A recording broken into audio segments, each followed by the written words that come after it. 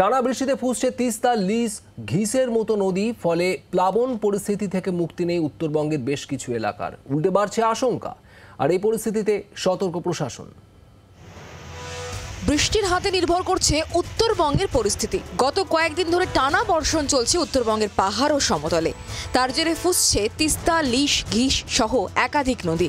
বৃহস্পতিবার রাতভর বৃষ্টিতে সেই পরিস্থিতি আরও উদ্বেগজনক হয়েছে, যার জোরালো প্রভাব পড়েছে জনজীবনে। এর মধ্যে আবার গজলডোবায় তিস্তা ব্যারেজ থেকে জল ছাড়া হয়েছে, যার ফলে তিস্তা এখন ফুলে ফেপে ভয়ানক আকার নিয়েছে। শুক্রবারও তিস্তার মেখলিগঞ্জ বাংলাদেশ সীমান্ত পর্যন্ত অসংরক্ষিত এলাকায় জারি করা হয়েছে লাল সতর্কতা। পাশাপাশি ৩১ নম্বর জাতীয় সড়ক এলাকা সংলগ্ন জলঢাকা নদীর অসংরক্ষিত এলাকাতেও জারি লাল সতর্কতা। জলঢাকা সংরক্ষিত এলাকায় অবশ্য জারি হলুদ সতর্কতা। তিস্তা দোমোহনীর অসংরক্ষিত এলাকাতেও জারি হলুদ সতর্কতা।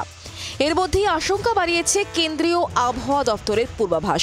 শুক্রবার থেকে রবিবার পর্যন্ত জলপাইগুড়ি সহ উত্তরের সবকটি জেলায় কমলা সতর্কতা জারি করা হয়েছে। দার্জিলিং, কালিম্পং, জলপাইগুড়ি, আলিপুরদুয়ার, কোচবিহার সহ উত্তরের অন্যান্য জেলাগুলিতে অতি ভারী বৃষ্টি হতে পারে বলে আশঙ্কা করা হচ্ছে। যেটা নদীর আনপ্রোটেক্টেড জায়গা, সেখানে তো নদীর জল ঢুকবেই। কারণ আপনি যদি নদীর আনপ্রোটেক্টেড জায়গাকে আটকাতে যান, তাহলে তো নদীর গতিপথের ওপর ইন্টারফারেন্স হয়ে যাবে। সেটা কিন্তু নদী বিশেষজ্ঞরা অনুমোদন করেন না। ইনফ্যাক্ট সেই জায়গাগুলোতে কিন্তু জনবসতি যে খুব বেশি আছে তেমনটা নয়। কোথাও কোথাও খেতি জমি রয়েছে, যেগুলো আমাদের চর এলাকায় আমরা দেখেছি, যেহেতু উর্বরতা রয়েছে অনেকে চাষ করেন, ওটা কৃষি দপ্তরও দেখছে। জলপাইগুড়ি, ধূপগুড়ি কিছু এলাকা জলমগ্ন, জল ঢুকেছে মাল এলাকায়।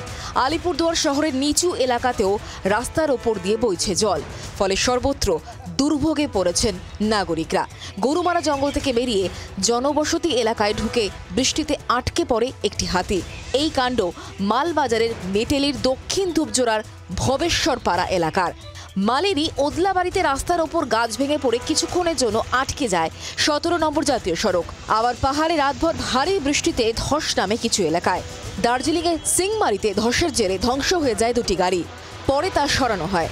প্রদ্যোৎ দাস, অরূপ বসাক ও নারায়ণ সিংহ রায়ের রিপোর্ট, জি ২৪ ঘন্টা। বাংলার আওয়াজ, বাঙালির আবেগ, জি ২৪ ঘন্টা।